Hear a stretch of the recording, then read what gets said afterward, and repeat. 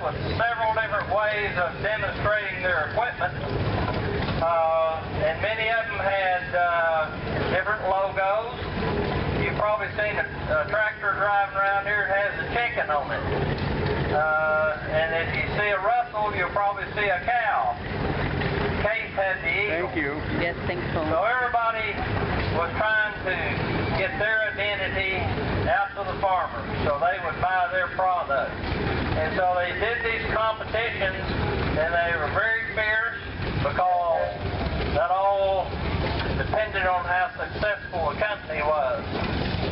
So today, we're going to talk about the Incline. That was Case's stunt that they did. And their logo was that Case was the only hill climber. And today we have a 40-horse Case owned by Tuttle from Pawnee, Oklahoma. You can see he just went up the incline. Let's give him a big hand. You'll also notice that there's no governor belt on the engine. They take it off, so the governor has no control over it. He has total control of the throttle, and he can control the amount of steam that he puts into the cylinder. So it has no brakes.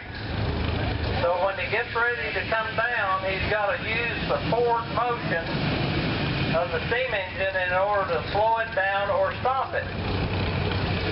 And you'll see him do that here in just a minute. You got to remember that this tractor probably weighs about 18 or 19,000 pounds when it's full of water. So you got a lot of weight to deal with, and also when he starts down, you got all the water comes to the back, which shifts the weight to the back. That's why you'll see the front end get light. And a lot of times it comes off the ground.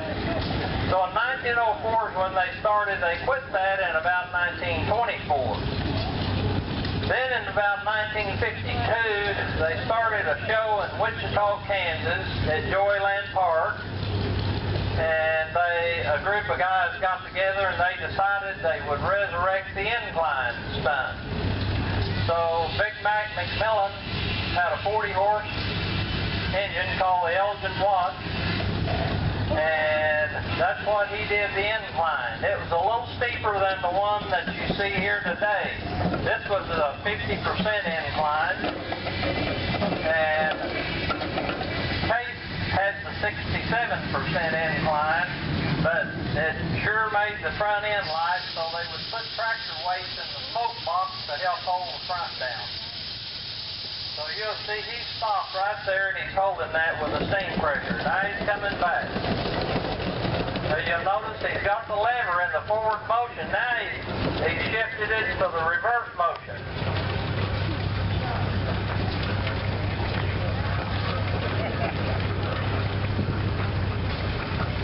This takes a lot of skill and a lot of practice. You got to know when your fire is just right.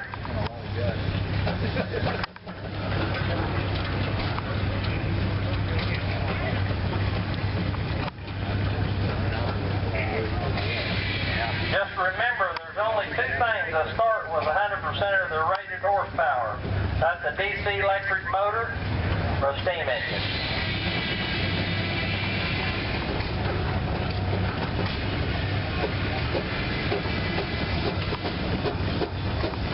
They're cutting corn out in the west field now. They're binding the corn, if you'd like to see that. Okay, he's got studs in the rear wheel, so they'll grip into the wood. They'll be plowing. And right now they're binding corn.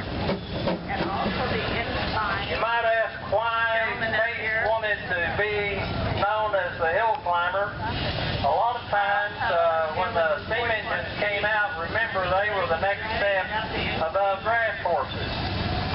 The draft horses, they never could get enough of them together to break the old buffalo grass prairie sod and Nebraska and Montana and Wyoming and places like that until the steam engines came along. Then they would, they had enough power that they could pull the plows through that hard grassland.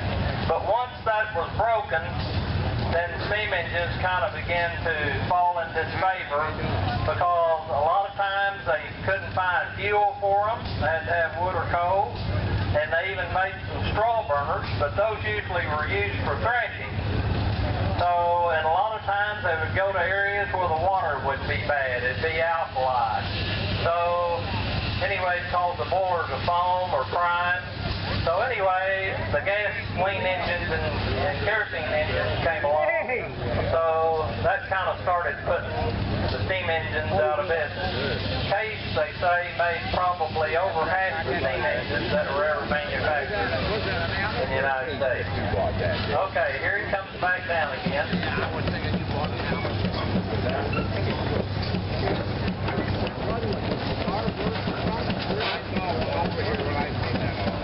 See, he can stop it right there.